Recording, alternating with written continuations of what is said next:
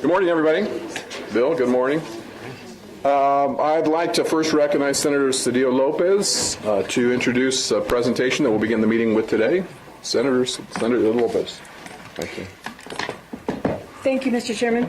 I'm really pleased to introduce Bill Branchard, who is the General Counsel of the Energy, Minerals, and Natural Resources Department, and he also teaches oil and gas at the law school. And one of the questions I asked him is, what is going on in New Mexico with regard to fracking?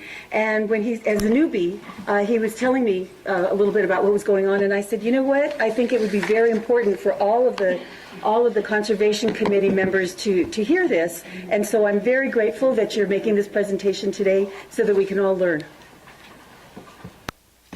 So, thank you, Bill, for being here today. We're going to take about 15 or 20 minutes to do that. Just so the members are aware, there has been a request to videotape the proceedings. I've spoken with the person who's made the request and with the representatives for the minority leadership, and my commitment to them is, with the videographer, the following, which is there won't be any videotaping of any of the members. The videotaping is only of the presentation and Mr. Branchard, so you do well. And once we get into the committee discussion and debate, there won't be video or audio of the members themselves. The members have expressed some concern about other uses of video, and so that's not to be assuming your motives, but that's the agreement I have with members. Is that acceptable, Senator Woods? Maybe not ideal, I know, but acceptable enough. All right, for us to proceed. Okay, Bill, go ahead. Thank you, Mr. Chairman, members of the committee. I'm Bill Branchard, General Counsel, Energy, Minerals, Natural Resources Department. With me are a number of members of the staff from the Oil Conservation Division, because my knowledge in all this is pretty thin, and they have all of the in-depth knowledge of a lot of topics we're going to talk about today. If you have questions, hopefully bail me out. Gabriel Wade is the Deputy Director and now Acting Director of Oil Conservation Division. Bill Getz is one of our senior geologists who will help us on issues about injection and produced water. Jim Griswold is the head of our Environmental Bureau. Daniel Sanchez is the head of our Field Operations and Administrative Compliance Bureau. And Will Jones is the Bureau Chief for Engineering, which handles a lot of the permit applications you see. As I say to my students, that oil and gas law is sort of a little bit like Alice in Wonderland. You know, you can head down a whole bunch of different rabbit holes and end up in tea parties for weeks talking about these issues. So I'm going to be covering a lot of topics in a very short period of time here on a very simple level. And so if you want to get into them more deeply, we can with questions. So first of all, what is the Oil Conservation Division? The Oil Conservation Division really regulates parts of the oil and gas industry, largely under the Oil and Gas Act. The Oil and Gas Act is a 1935 statute. And when you look at the oil and gas today in your statute books, the provisions of the 1935 Act are still there, and most of the provisions in the current Act are the 1935 Act. The 1935 Act was not created as a way of protecting the public or the environment from the oil and gas industry. It was created as a way of protecting the oil and gas industry from itself because of over-drilling, overproduction, too much competition. It was also a way in the 1930s, New Mexico was not alone, Oklahoma, Texas also created new statutes, upgraded their statutes, as a way of keeping the federal government out of regulating the oil and gas industry. And so that's where the primary focus of the Oil Conservation Division is. It's about regulating how the oil industry operates amongst themselves. We have 4 district offices, Artesia, Hobbs, Aztec, Santa Fe, that have a fair number of people covering. Each has a district that they cover. We have about 64,000 wells that have been approved, not all of them drilled. And we have about 5,800 environmental cleanup cases. These are cleanups of spills that have occurred over the years that we were working our way through, and hopefully we will diminish that number greatly in the next year. We only have 61 FTEs to do all this, and right now we have 19 vacancies. It's a lot of work, and it's gotten a lot worse in the last few years, and I'll explain why. What's happening in New Mexico oil and gas? The Permian Basin is now the largest producing oil area in America, and a portion of the Permian Basin is located in New Mexico, the Delaware Basin. As a result, in the last 10 years, New Mexico oil production has increased 400%. Okay, we are now the 3rd highest oil-producing state in the country after Texas and North Dakota. The value exceeds $1.5 billion a month. This is all due to the development of deeper shale layers. I can do a Geology 101 if you like, through the combination of horizontal drilling and hydraulic fracturing. That's what this is all about, this growth. The impact on the agency, 3 years ago we had 408 drilling applications. Last year we had 1,821. Okay, our administrative hearing cases, these are cases where people come in for approvals of various kinds of orders, often for compulsory pooling, that has gone from 271 to 1,502. So the workload for the agency has increased dramatically. The next page, you can see on page 5, just a little chart showing how crude oil production in New Mexico was fairly steady for many years, started declining a bit in the 2000s, and then in the last 7, 8 years, we've seen this phenomenal growth in oil production in New Mexico. And you can see on page 6, we've now passed Oklahoma, Colorado, Alaska, California, Wyoming to become the 3rd largest producing state in oil in America. So, as I said, this comes from development of deeper shale layers that were largely inaccessible to oil. Traditional, what was known as conventional oil and gas development. Conventional oil and gas development, as it's defined by the industry, is essentially vertical wells that go down into reservoirs, traps that hold areas of oil or gas that is easily amenable to a vertical well. But all this oil and gas that ended up in these traps originally came from very deep shale layers, where it is heavily embedded in the shale, very difficult to access. The development of horizontal drilling, which built offshore, combined with hydraulic fracturing, which has been around for decades, used with vertical drilling at various times. The combination of that, as it was developed largely in Texas, North Dakota, and brought here, has resulted in this boom that has allowed the oil industry to access these deeper shale layers by drilling horizontal wells. What do these horizontal wells look like? Well, the first thing you have to do when you want to drill a horizontal well is you have to pull together a unit that covers the area for your horizontal lateral, because you're going to go down about 8,000 to 10,000 feet, put on the turn signal, take a left turn, and go another mile, mile and a half, 2 miles. For each of these, you're combining in our township systems 40-acre units, so you go from a traditional vertical development, which was a 40-acre unit, now you're talking about a mile lateral, 160 acres. A mile and a half, 240, 2 miles, 320 acres. So you can see on page 7 that they have to combine a whole series of tracks to create these units. They have to get that approval from the agency. The big issue is it's often not the same ownership or the same lease rights across those 320 acres. The goal is for the industry players to play nice together and come up with voluntary agreements amongst each other to develop these areas. That doesn't happen. In fact, often doesn't happen. And so they come to the agency for one of its primary goals under the 1935 Act, which is compulsory pooling.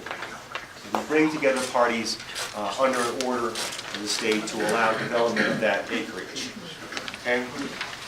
So how are they doing it? They're doing it, as I said, through horizontal drilling and hydraulic fracturing.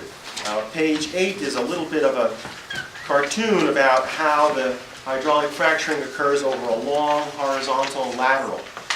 It involves, first of all, the drilling of the well and the casing of the well so that you have a well bore that goes all the way out that distance. And then in stages, there's a series of steps to do the hydraulic fracturing. It involves first perforating the sides of that well bore to allow access into the area, and then in stages, through under great pressure, a fracture fluid is pumped out of the well bore. It creates fractures in the shale that extend out 100, 200, 300 feet in directions. Into those fractures go the frac fluid, which is predominantly water. But then there are what's called proppets. That's a word that's used here. These are often sand that is used to prop open these fractures as they extend out into the shale, which then allows the oil or the gas, whatever you're going for, to then move toward the well bore. That's a very simple version of how this occurs. So when we drill a well, if you look on page 9, this is sort of your basic idea that and probably the horizontal wells are more likely the ones on the right. It will have several strings of what's called casing. Casing is basically steel piping that goes into the well. And then on the sides of that is pumped up the side is cement to secure that all in place and to prevent any connection with the surrounding materials. So there may be 3, 4 layers or strings of casing as you go down. The more strings are at the top, and particularly near any potential access to groundwater. So that's how the well bore is isolated from the surrounding areas, particularly surrounding areas of groundwater. It's quite an operation. If you look at page 10, you can see an aerial shot of something while all the materials that go on, the trucks that are used in a fracturing operation, these vehicles are providing the motors to push that material down. They're providing the material, the water, the sand, the other mixtures that go into that. So what goes into frac fluid? And that's a big issue, I think, for a lot of folks. There are different kinds of fracking jobs. The two main ones I have a picture on page 11 of what's called an energized fluid, which is a combination of water and gas, nitrogen, as the primary units. There's something called a slick water frac, where it's almost all water. You replace that nitrogen with water.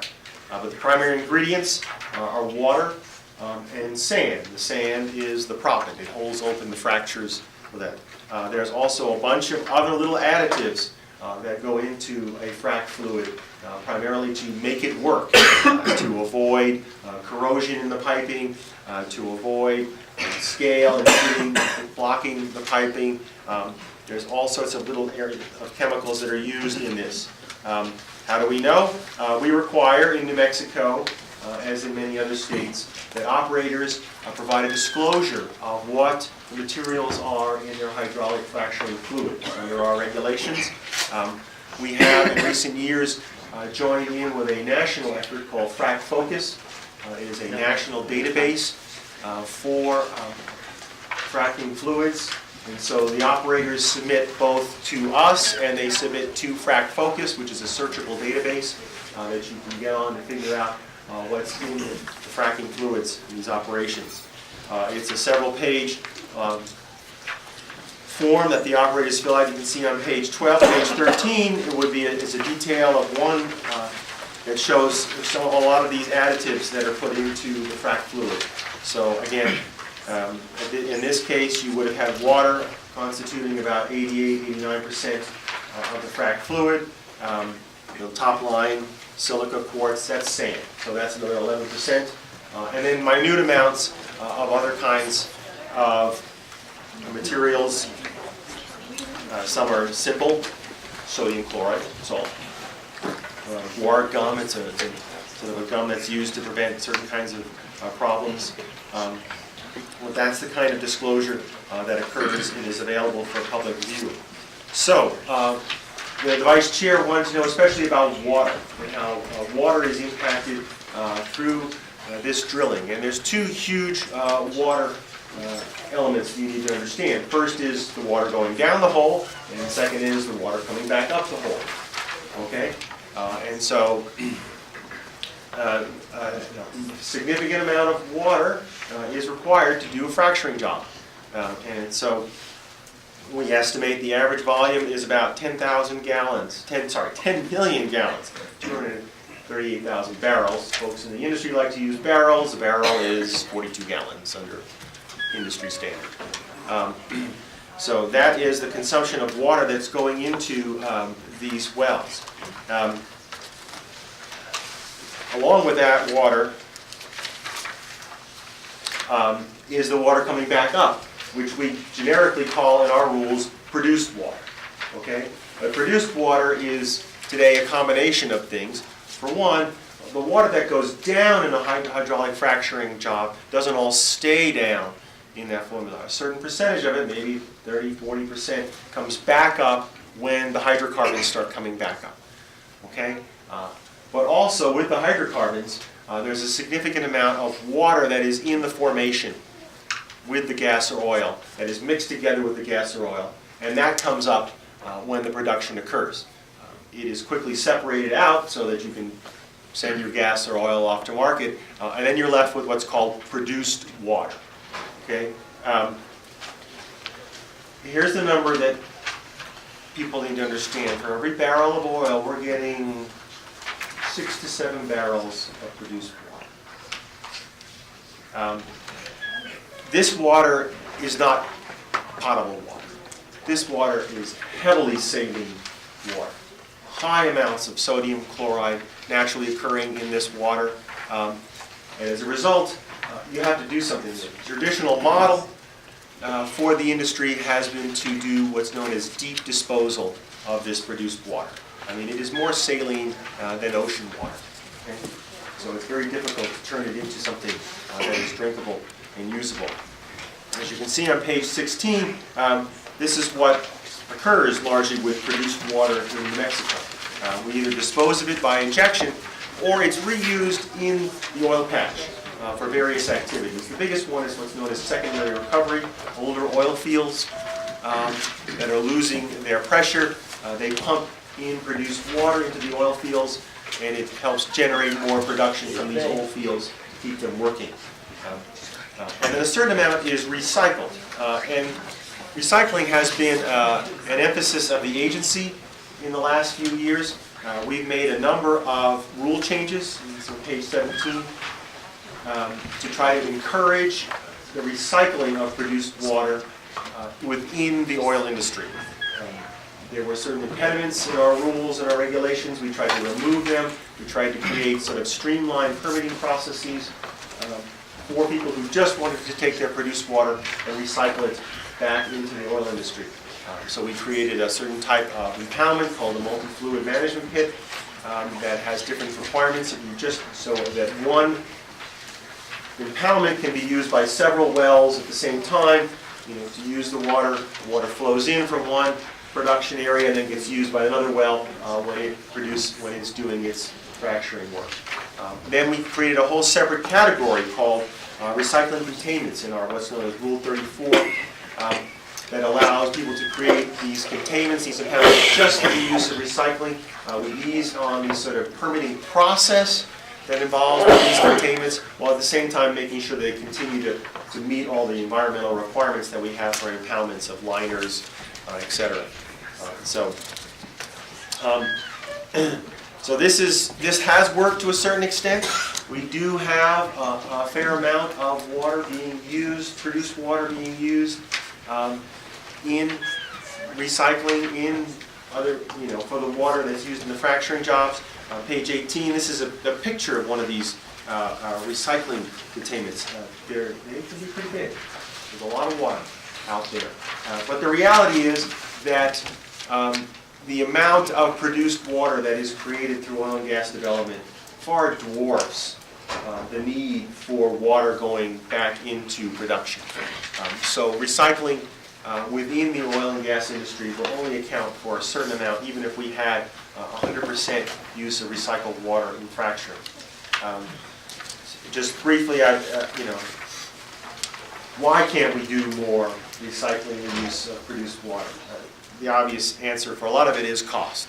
That to try to get this water to a standard where it can be used to put in other uses is costly.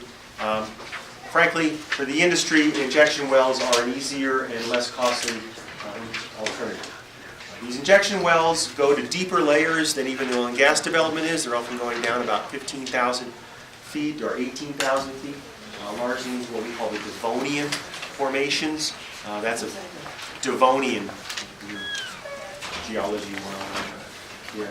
And that's a very important point for us that we have pushed really hard in the last few years, is to try to push as much injection into this Devonian layer as possible. A, because it's deeper and below, not only way, way below any fresh water, it's also below any oil and gas development. And B, more importantly, it's not too deep, because that's what Oklahoma and Texas found out when they allowed injection of produced water into very deep layers right near the bedrock. And as a result, Oklahoma became the earthquake capital of America and largely through the disposal of this produced water. We have not had that problem in New Mexico, largely because our geologists have pushed for the production of injection of produced water to only occur in this Devonian land. But we are getting numerous applications for these disposal wells. It's as much of an issue bureaucratically as production wells. And so that's a lot of our work, is dealing with these injection wells and trying to get them to space away from each other so they don't interfere with each other, etc. And so there I've covered a lot of territory in a very short period of time at a very thin level. We'll go to committee members in just a moment. Again, I'm going to ask that the camera turned off. And I have Senator Stefanics asking to be recognized, and then I'll look for other hands. Thank you. Senator Stefanics, Senator Woods. Thank you, Mr. Chair, and thank you for the presentation. I'd like to introduce my enlace intern today, Cameron Kidder. And but my question is about, you mentioned compulsory pooling. Yes. Could you just explain that a little bit more to me? Okay. So to do a horizontal well, you're going to drill down and go across, maybe 2 miles. So you're covering tracts of land that you, the operator, don't necessarily have the lease on all of those. So you will try to voluntarily get what's called a joint operating agreement to go to the other lessees, or what they call working interest owners on those tracts of land, and get them to voluntarily agree, we'll share costs, we'll work with you on this. But for some reasons, some of those folks will not sign that agreement, or they can't be found due to transfer of property rights over the years. And so there's a process, it's been in our act since 1935, where that operator comes into the agency and requests to become the operator, it's a term of art for us, for that unit, for that, say, 320 acres, a 2-mile horizontal, and that all the interests in that unit are pooled together under an agreement and in the terms of which we set by an order. And that it provides an opportunity for those folks to join in with the payment, but if not, they then have to wait longer and later to get their money out of the operation. So, Mr. Chair, is it a court order or an order from your division? Mr. Chairman, Senator Stefanics, it's an order from our division. Okay, and Mr. Chair, if it's so mineral rights are owned by different entities than surface. Mr. Chairman, Senator Stefanics, it can be, yes. Okay, There's so often severance, yes. if we had private and public ownership of the mineral rights, like, for example, state land or BLM, and then we had private interests, how does that pooling occur? Mr. Chairman, Senator Stefanics, I may have to get some help from my folks, but it gets more complicated when you have federal, because they often create their own units and approvals. So we work primarily on state and private lands. The state, the federal government will have leased their land to a company, and that company is the one who then negotiates for either the operating agreement or is being compulsory pooled in that instance, because the federal government, the state government has provided the rights to develop the oil and gas to that particular company, and so they're the ones who are really in charge of that acreage and have to be signed on either voluntarily or compulsory. So, Mr. Chair, do you have any known examples of the federal combined with state and private? Mr. Chairman, Senator Stefanics, that happens on a regular basis. And so the federal government is the one usually issuing the application for drilling. In that case, the actual approval of the well, because if there's any federal interest, the federal government wants to approve the well in that case. But they may rely on us to do compulsory pooling if it's necessary, because we have the process under state law to do that. So, Mr. Chair, if there is a federal entity involved, do we have any jurisdiction over their regulation? Mr. Chairman, Senator Cervantes, sorry, Senator Stefanics. They often confuse us. Common mistake. There's many ways to say that name. We have the control under state law to deal with certain of these rights. The federal government, however, has their own regulatory scheme, and to the extent that if they are regulating in an area, like they're issuing what's called the APD, the application for drilling, we defer to them. The company has to come back to us and show us that they have achieved this level, or like bonding, say you need to get a financial assurance for your well. If it's a federal well, they have to get federal financial assurance. We don't impose state financial assurance. So to the extent that the federal government is directly regulating in an area, we defer to that, and they cover that. And they do regulate. They are fairly involved in a lot of the oil and gas. So, Mr. Chair, I wasn't planning on going here, but the point I'm getting to now is that with perhaps federal regulations changing or devolving, in my mind, and our state wanting to, maintain standards, I can see that there might be some issues in maintaining that all the time. So I'll stop at that point. Thank you very much. Thank you. Senator Woods. Thank you, Mr. Chairman. I guess my question has to do, and I think I know the answer, but Mr. Chairman, sir, who owns the produced water? Mr. Chairman, Senator Woods, that's an issue that has come up more recently. Our traditional view of produced water is that it's a waste product, and therefore you're in possession of it, you own it, your problem. I think as we start getting to the point where there is potential for that produced water to become an asset, we may see somebody challenging that point of view. But at this point, our view is if you produced it and you have it, you're responsible for it. And Mr. Chairman, I think that's the direction I heard, that if this water was cleaned up to a drinking water standard, that there might be a lot of people would claim it at that point in time. And, maybe that's an issue which we should think about clearing up to start with, because this groundwater is above the ground. It's a real shame, as New Mexico needs water, to pump it back down in the ground if it could be economically cleaned up and someone could use it. Certainly New Mexico agriculture or the New Mexico municipalities could certainly use it. I know another big issue with this is transporting of that water to a disposal well, or that's a major issue also. So ownership of that water would be a great bill, Mr. Chairman. Why don't you take that one on? Sure. Thank you. I need more to do. Thanks. Senator Wirth and then Senator Souls. Thank you, Mr. Chair. And I guess I'd like to follow up on Senator Woods, because I've got page 14, the water piece highlighted.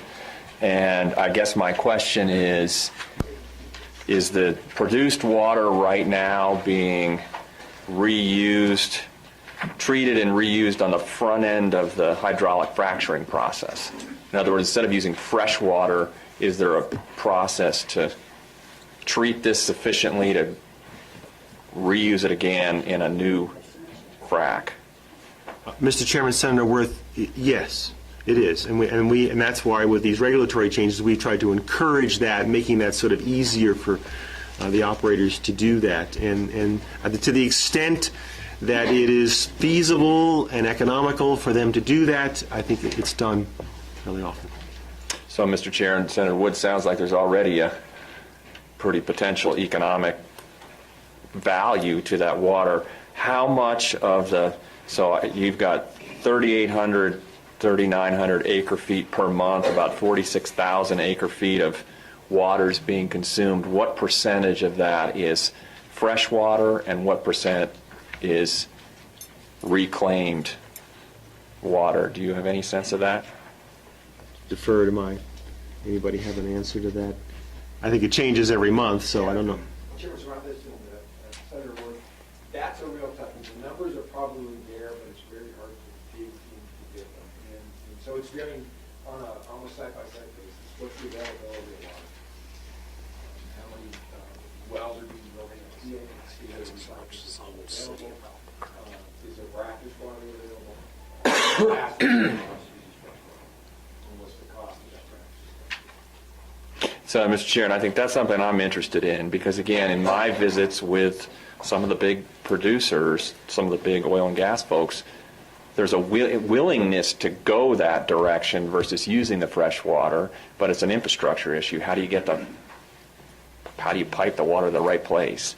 But I'd be curious to figure out how much, because I think what's happened is this whole play is come so quickly that the infrastructure is not there to use produced water, so it's really a race to just find water, much of which the majority, I would assume, the vast majority is probably fresh water, and as we transition and these become more developed, that infrastructure comes into place.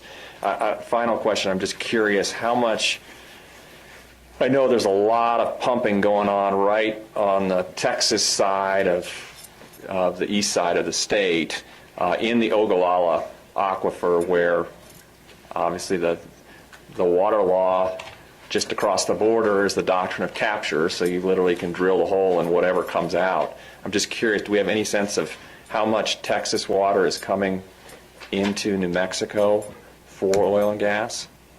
I don't know that we do. I mean, we know it is occurring right along the border there, where it is, again, traveling distance. The further you get into New Mexico, the less economical it is to get that water.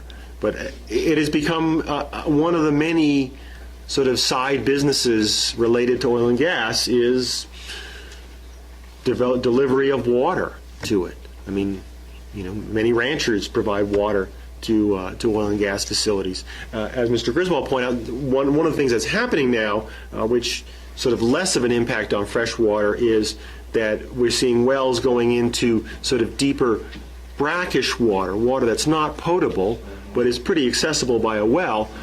That's good enough in many cases for the oil and gas developers, so you're not taking from fresh water. So that's becoming one of the ways that water is being provided to the oil and gas industry.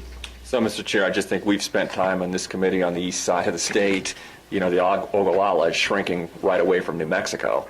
And so to the extent that these pumpers are just pulling as much water as they possibly can, the impact, the cost to the state when we've got to look at the Clovis system, that they're trying to figure out a different source of water and all that infrastructure that goes into that. So, again, I just give a shout out to our former land commissioner, Aubrey Dunn, who was raising, I think, important questions. And it just seems to me this has happened so fast, and we've got terrific benefit to the state, obviously, in terms of the dollars that come in, but we have to make sure we find the right balance here, because I personally think what's been going on is not sustainable. Use of fresh water to the extent we've been doing it, and I just think we really need to work with industry to help them put the infrastructure in place to use some of the produced water to do this. And just, again, if we don't, I think we're going to see the other side and deal with the consequences of this. So I appreciate the presentation. Thank you, Bill. Thank you. Senator Stoles. Thank you, Mr. Chair. And first, a moment of personal privilege. I'd like to introduce my shadow for today. Marina is a 17-year-old senior from Oñate High School and is part of the Enlace program. And so she's very interested in everything we're doing up here. Kind of to start, it sounds like if they're pumping water in Texas that's lowering our water table, sounds like another lawsuit that we could sue them back on, similar to what we've got in southern New Mexico. The lawyers can get rich more. Joking. So Texas hasn't worked out all that well for us, Senator. Well, except they're suing us for the opposite, so this is kind of, call it all even type of thing. Talk to the Attorney General about that one. I appreciate very much, Mr. Brainerd, the presentation. Similar questions about the produced water and the things that I hear, Mr. Chair, and when we are deep injecting water, particularly that started off as fresh, it's going clear out of the water system. It's not being evaporated. It is being totally consumed, not used. How, in a desert dry state, do we justify completely consuming water? When we use it for agriculture, it goes back, it gets used by the plants, it's transpired, it's still within the whole water system. This sounds like we're completely consuming the water. Am I understanding that correctly? Mr. Chairman, Senator Sauls, I mean, the portion of water to get to where you're discussing, and I did touch on it here, is that produced water, a small amount of that produced water is the flowback water from the original completion of the well. But most of that produced water occurs over the life of that well, which is the naturally occurring saline water that is co-produced with the oil or gas. So the amount of that produced water that is originally started as fresh water is sort of a very, very small part of what is the total amount of produced water. Okay. And Mr. Chair, and kind of brings up the other, we've got, you have a picture of a large looked like evaporating pond or things of that sort. There are lots of contaminants that are in the produced water. After that evaporates out, what are we doing with the contaminants that were in the produced water? You had indicated it's a fairly small percentage, but a small percentage of millions and millions of gallons is lots of dangerous chemicals. What happens to that? Mr. Chairman, Senator Sauls, I assume what you're looking at is this picture, and so Yes. The assumption being that over time, a certain amount of material Precipitates out, evaporates. Our rules about impoundments, we lovingly call pits, even though they don't look like pits when they're this size. There are strict rules on what you do with an impoundment when you're done with it. Okay, and one is that you have to take all the materials out that's contaminated and take it to a landfill. We have landfills that deal specifically with oil and gas waste. They are very much regulated the same way as the Environment Department regulates municipal landfills, and so those have to be properly disposed of when you finish up. There's a whole series of closure requirements for when you finish using one of these impoundments.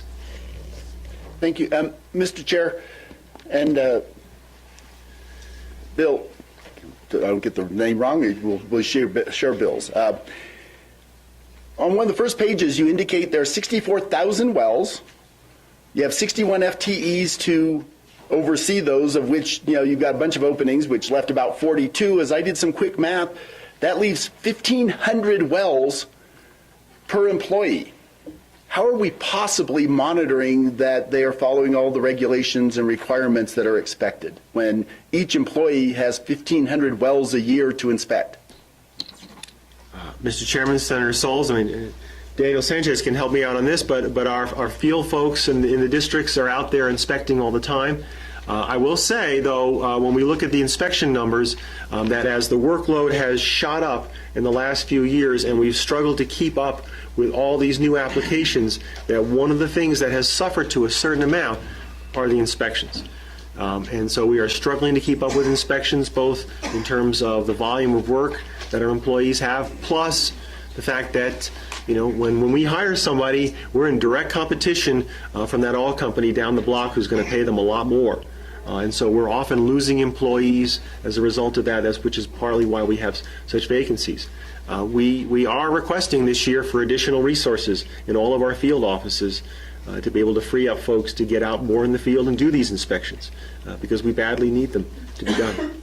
Mr. Chair, as I did some, again, rough calculations, if all of the employees were out doing that, that's about 8 a day, and that's not any follow-up with ones where you find a problem or anything of that sort. It's undoable with the current numbers, and so that's a concern, and that doesn't include, you indicated 5,800, Mr. Chair, Bill, 5,800 environmental cleanups that'd be 138 for each employee to be monitoring and overseeing. I mean, it's an undoable task to monitor all of those, which I guess leads, Mr. Chairman, into the next little piece is, what are the surety bonds and what penalties are there that for people that are not following the requirements, that when we do have environmental spills and accidents?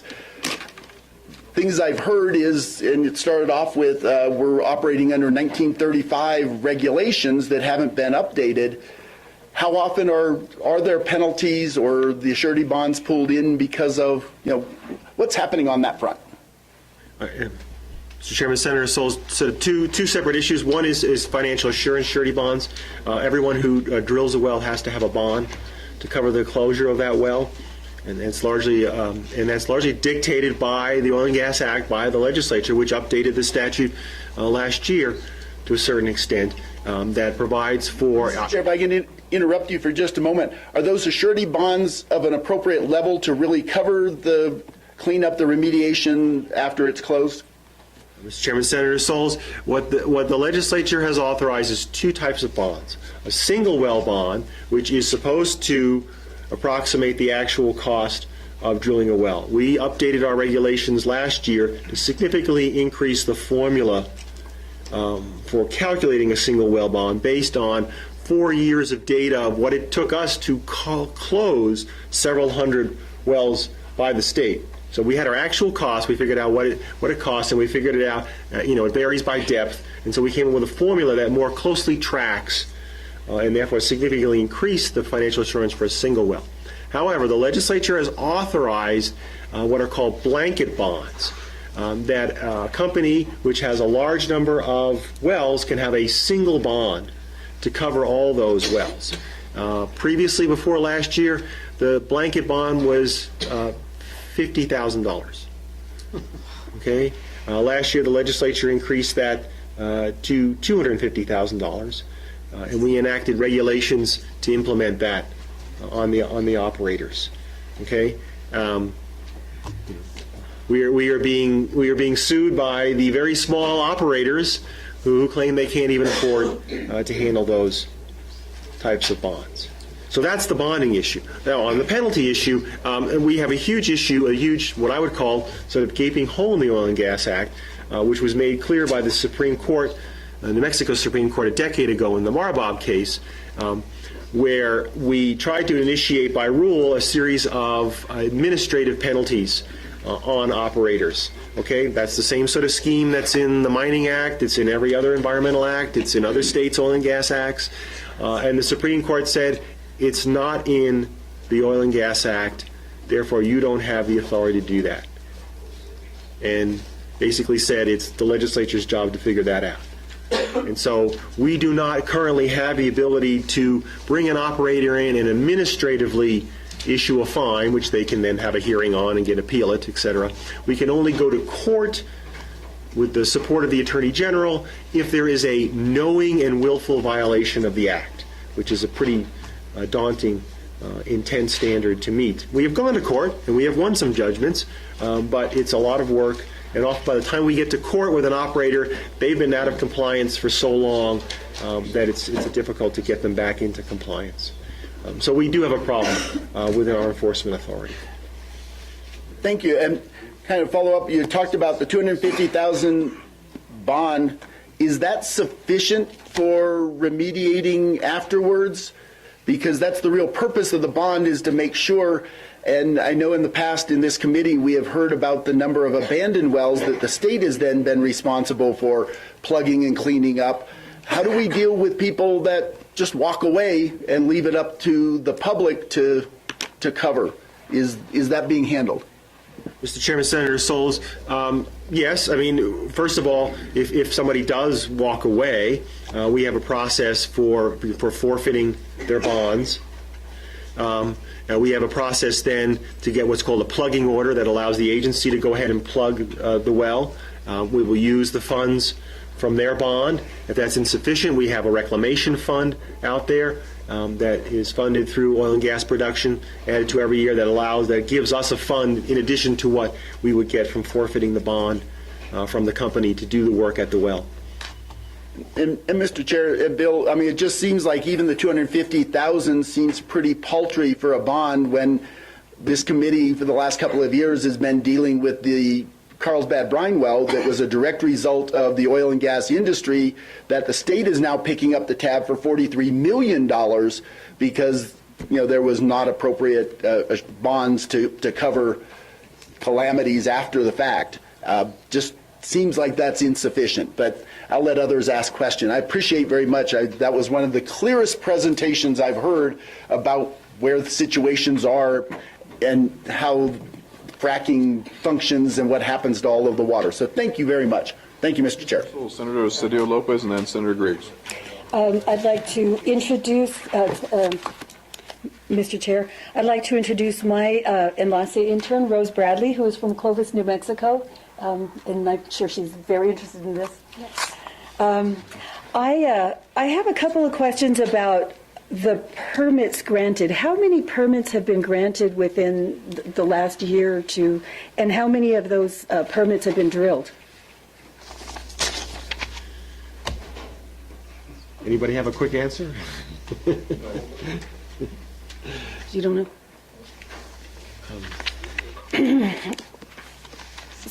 So,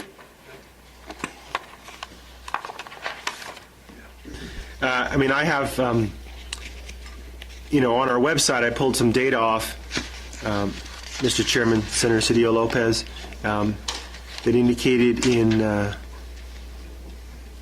2018, 1,771 APDs, that's what the permit drilling, were issued. It also indicated during that time, and I don't know if this number is it's not complete because we don't have all the 2018 numbers in, but 770 wells were spud, which means they started drilling. Okay, so obviously when we get the final numbers for the year, it'll be a lot higher than that, but that's general. especially in the last year. Right. Mr. Chair, Mr. Brankard, thank you so much for that presentation. It was really very clear and very helpful as I found our discussion in the office. And as I told you in the office, I was going to ask you the questions about whether your office, and actually I think the answer is the staffing. You obviously are understaffed, but I was going to ask you what kind of investigation has gone into the impact of all of this water that is coming out, the impact on the water tables that are being affected. Mr. Chairman, Senator Sedillo Lopez, water tables, water, that's, we work with the state engineer. That is their province. They're the ones who have all the information about, how this kind of development is impacting water tables, if it is impacting water tables.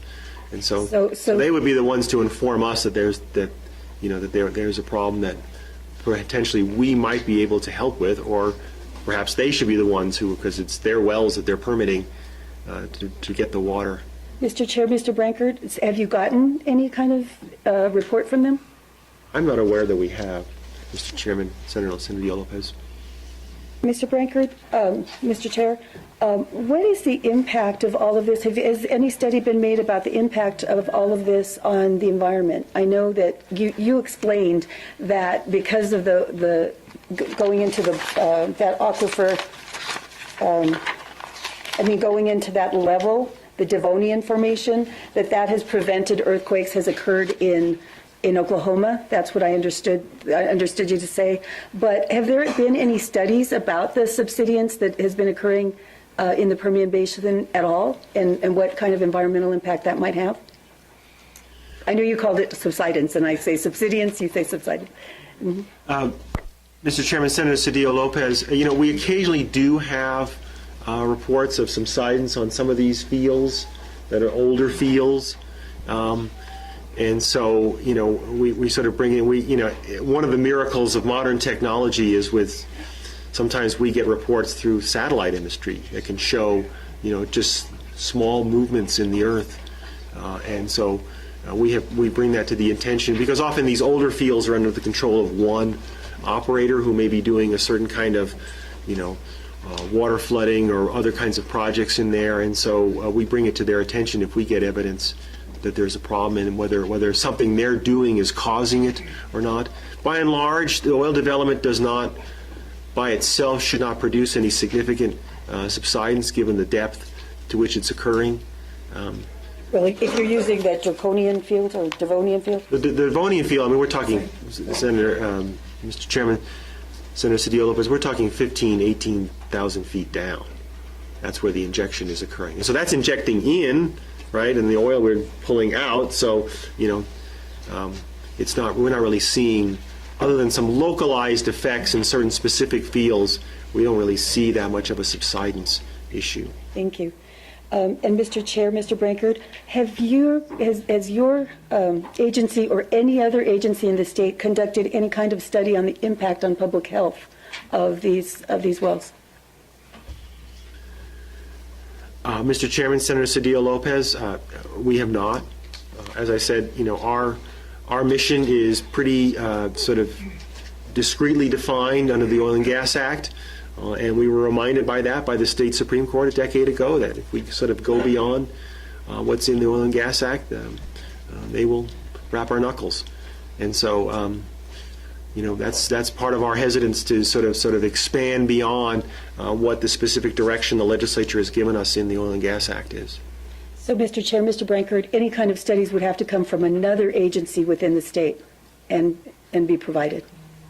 Is that correct? Mr. Chairman, Senator Sedillo Lopez, Environment Department, the Health Department, other agencies may be ones that might be better capable of handling that kind of issue. Mr. Chair, Mr. Brankard, you said you asked for an increase in your budget.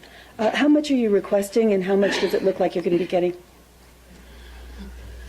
Mr. Chairman, Senator Sedillo Lopez, the request is in the DFA budget. I believe we've asked for eight or nine additional positions. If you count the additional attorney, make it 9. That's in the DFA budget. It's not in the current LFC budget, but we had our HAFC hearing last week, and we're sort of encouraged that the committee was interested in looking at our request.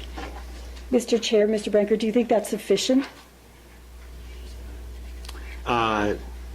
Chairman, Senator Sedillo Lopez, I think it's a start. We may end up finding that it's not sufficient, but frankly, part of our biggest problem is simply recruiting people and holding on to people. So, we could ask for the world in terms of positions, but if we can't recruit and hang on to these folks, it's meaningless. So we have to sort of slowly bring in more people and then figure out incentives to keep them on board and to maintain a good workforce doing the work. Mr. Chair, Mr. Brankard, thank you very much. That was very helpful. Senator Griggs, and that's the last I have on my list, and then we're going to get to our business. So, Senator Griggs. Thank you, Mr. Chair, and and thank you for the presentation. I appreciate it. I understand it pretty well. I like, and just so everybody else hears just different things. Compulsory pooling is an interesting term throughout the industry. Usually, it's used a little differently. It's called force pooling, which is bringing in people who either can't find or are unwilling to participate in the cost of drilling the well, who can't afford to participate in the cost. What normally happens is they then are subject to a penalty, which means they don't get to come back and participate in the well until 300%, 400% of the cost are recovered. Then they can come in and participate at their interest level, whatever that might be. One of the things I want to caution everyone, this is genuinely for New Mexico. This is genuinely the goose that laid the golden egg. We've had the Oil and Gas Act since the 30s. Regulations have constantly changed since then. The oil and gas industry is one of the most highly regulated industries in the state, and they provide, as everyone knows, the largest portion of our state revenues to do the things that we do. I want to kind of mention to everybody when we were able and became able to drill horizontally. That's the issue that drove the oil and gas boom. Fracking has been around since the 40s or maybe even before then. But being able to turn to the right or turn to the left or whichever way you're going and run those horizontal wells out miles and then frack in this shale formation. And I think one of the things that would be fantastic to see sometime, and whether you guys have it or any industry people have it, are core samples of shale. So you can see what that looks like and see how difficult it is to produce from something that looks like it is as non-porous as this glass or plastic top on this table. Most oil and gas from years past have been produced in pools, oftentimes limestone pools, which is a far more porous rock to get the oil and natural gas out of. Shale is not. Had we not been able to drill horizontally, we would not produce oil from shale. The industry has for years drilled through shale formations across West Texas and New Mexico, and that's why you see today, when the industry drills a horizontal well, hardly any of them are ever dry holes, because they know where it is, and they can come down there and then they make that turn and they go across and they produce it. One of the challenges that's happened with drilling those wells is the fact that when they come in and they drill them, they come down and they do that, initial production is very high.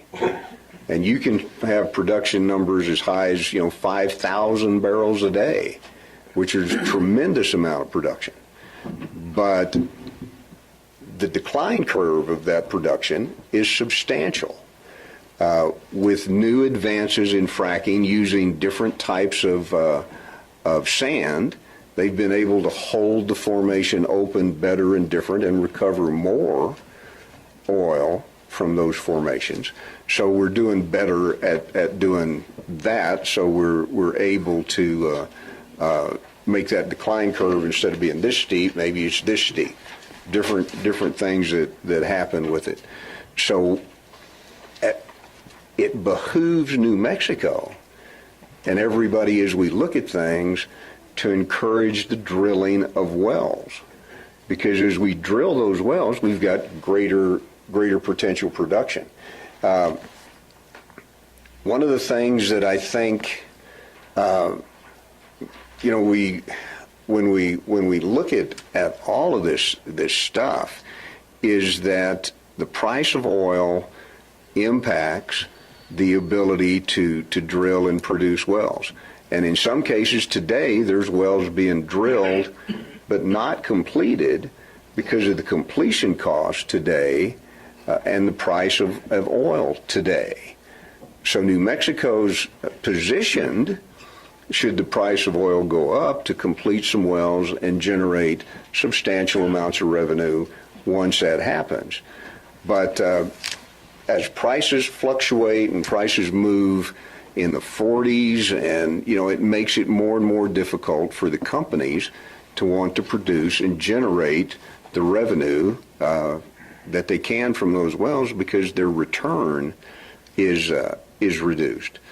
But I want to go back on some of the stuff that when Senator Stefanics was talking about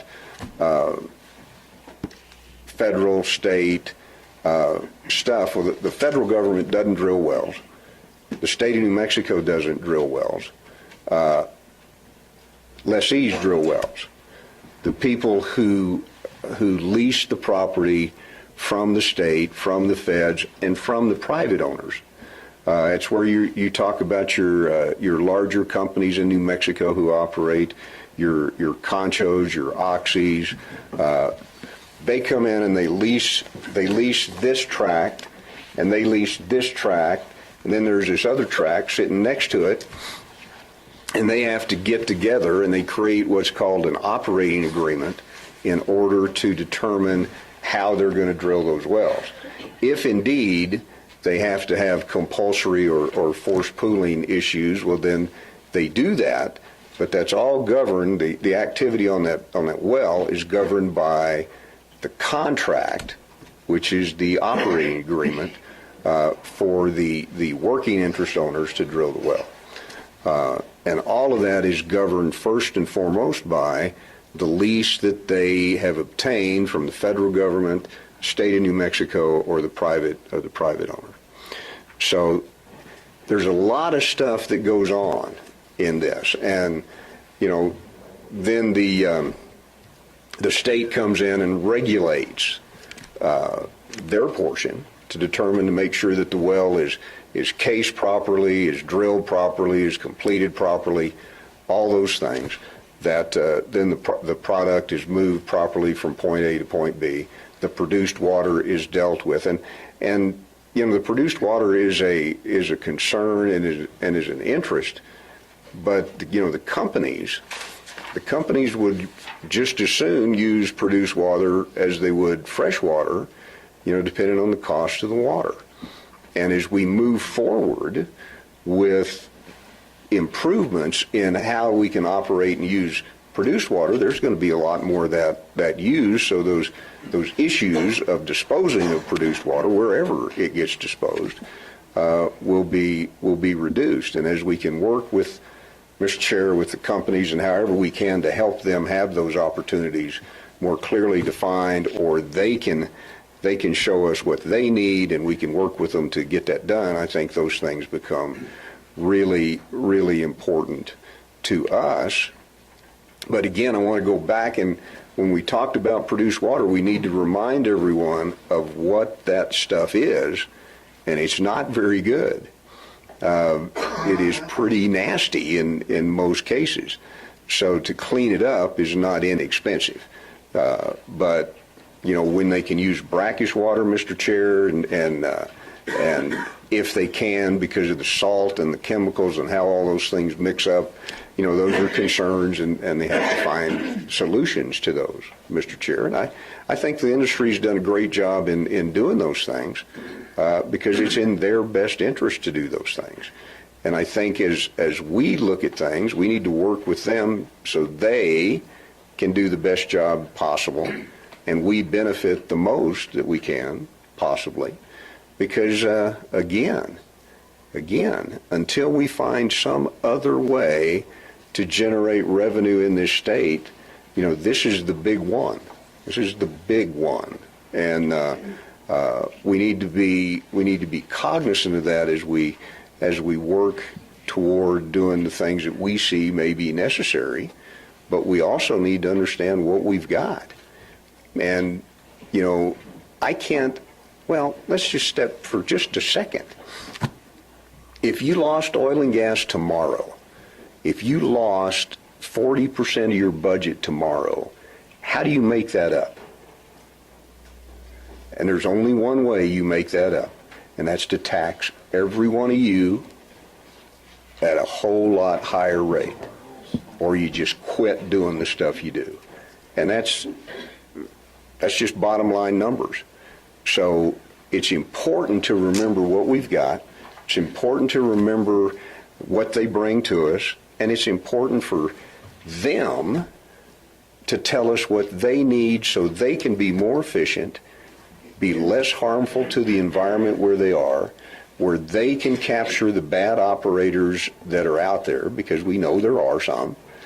But there's a lot of good operators. There's a lot of people that bring a lot of positive things to the table, to our states and our communities in our states. So, Mr. Chair, and I'm rambling a little bit, but the importance of the oil and gas industry cannot be overstated.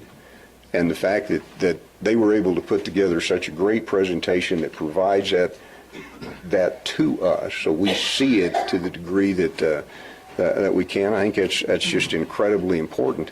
But before I quit, I want to ask one question. I'm going to drag it out a little bit more. Dragon. That's the way it is. Trying to get back on schedule. That's all right. Go ahead. Mr. Chair, I appreciate you indulging me just a bit. When you talk about your FTEs, are some of those funded already, or are none of them funded? Oh, Or that we Chairman, don't have? Senator Griggs, I mean, the FTEs in the presentation are what is allocated by the legislature. We could use some more money to pay a little higher salary so we can keep and recruit and retain those folks, but we're also asking for this year 8 FTEs in addition to the ones that are in the report. Thank you, Mr. Chair. Thank you, Senator Payne. Thank you, Mr. Chair. Could you or your staff get with the state engineer? I'm a little skeptical of some of the statistics on water consumption. The way I look at it, right now, the statistic of almost 4,000 acre feet a month would be more than the use of the entire city of Albuquerque in a year. And then the produced water of 6 to 7 times that would be 6 or 7 times the water use of the city of Albuquerque. And Albuquerque has a return flow too that, just the consumptive use minus the return flow, this would be a factor of 10 over what the city of Albuquerque uses. I frankly have a hard time believing the state engineer has that many permits out for drilling water to be that much water down in the Permian to provide these numbers. I'd just like someone to double check those statistics and just whenever get back an answer to me, because that just seems, a little incredulous when I see that. I remember a few years ago, city of Santa Fe,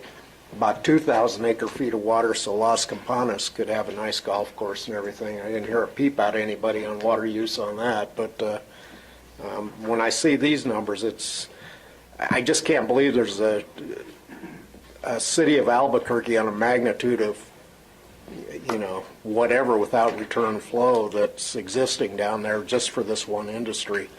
And, the state engineer hasn't even come to us and said, hey, this is an issue. Is there that much water really down there?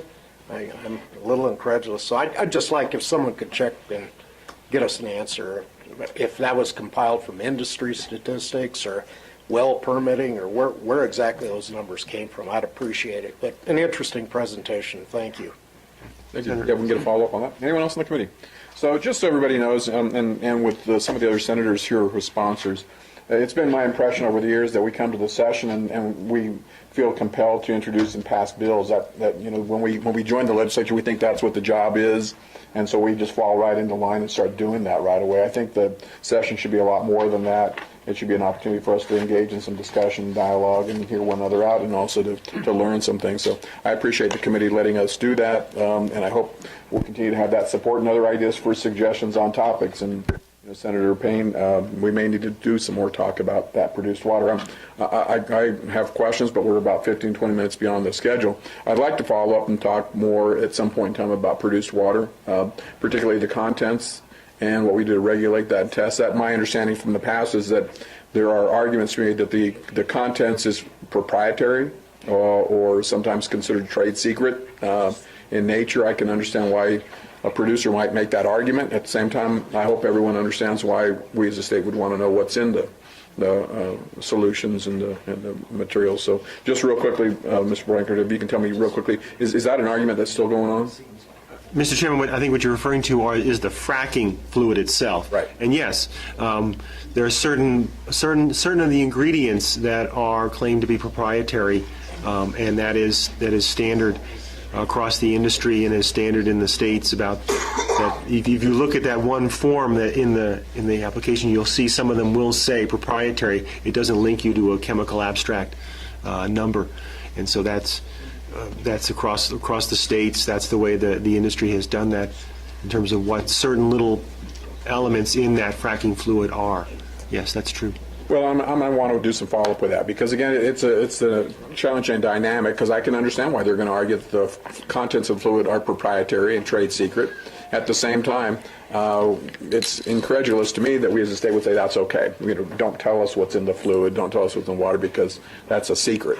And our responsibility to the environment is such that we're going to say, well, it's okay. We'll trust that whatever's in there is not harmful or a problem, but we'll follow up with that some more. We'll talk down the road. And anyone? Mr. Chair?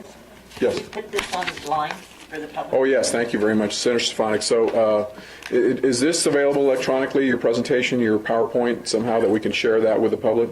Mr. Chairman, I can get you an electronic copy. Would you please do so, working maybe with Veronica, and we'll figure out a way to make sure that when we do these presentations, as we did on a couple of earlier presentations, that the PowerPoint is available online with some link to the committee. All right?